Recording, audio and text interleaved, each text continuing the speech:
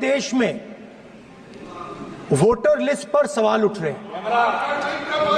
हर state में, हर opposition के state में और महाराष्ट्र में black and white voter list पे सवाल उठे हैं। स्वागत है आपका समाचार वाणी में। राहुल गांधी बोले, देश भर में वोटर लिस्ट पर सवाल उठ रहे, विपक्ष चाहता है कि गड़बड़ी पर चर्चा की जाए। वहीं डीएमके सांसदों का चाइल्ड लैंग्वेज पर हंगामा। संसद के बजट सत्र का दूसरा दिन सोमवार को हंगामे के साथ शुरू हुआ। लोकसभा में विपक्ष के नेता कांग्रेस राहुल गांधी ने कहा कि देश भर में वोटर लिस्ट पर सवाल उठ रहे हैं। पूरा विपक्ष बस यही कर रहा है कि वोटर लिस्ट पर चर्चा होनी चाहिए। इससे पहले सुबह सदन शुरू होते ही लोकसभा में डीएमके सांसदों ने हंगामा किया। डीएमके सांसद नई शिक्षा नीति एनईपी और चाइल्ड लैंग्वेज को लेकर विरोध प्रदर्शन कर रहे थे। वे शिक्षा मंत्री धर्मेंद्र प्रधान के करीब पहुंचकर नारेबाजी कर रहे थे। इसके बाद स्पीकर ने लोकसभा की कार्यवाही दोपहर 12 बजे तक स्थगित कर दी। केंद्र सरकार ने एनईपी के तहत 3 भाषाएं पढ़ाए जाने का प्रावधान किया है। इसमें स्थानीय भाषा के अलावा अंग्रेजी और हिंदी पढ़ाना अनिवार्य किया गया है। तमिलनाडु सरकार इसका विरोध कर रही है। उनका कहना है कि हम पर जबरदस्ती जानबूझकर हिंदी थोपी जा रही है।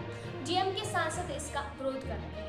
विवाद पर शिक्षा मंत्री ने कहा कि डीएमके के लोग बेईमान हैं। वे तमिलनाडु के छात्रों के प्रति प्रतिबद्ध नहीं है। वे तमिलनाडु के छात्रों का भविष्य बर्बाद कर रहे हैं। उनका एकमात्र काम भाषा की बाधाएं खड़ी करना है।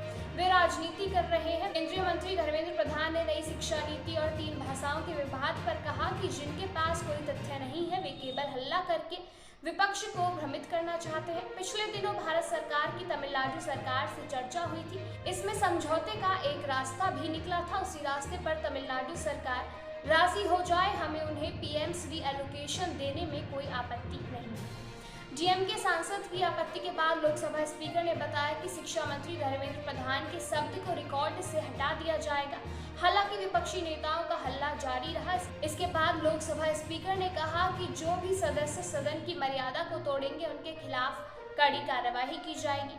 वहीं लोकसभा अध्यक्ष ओम बिरला ने सत्ता पक्ष को निर्देश दिए कि डीएमके सांसद दयानिधि मारान के खिलाफ अनुशासनहीनता कार्यवाही का प्रस्ताव पेश करें।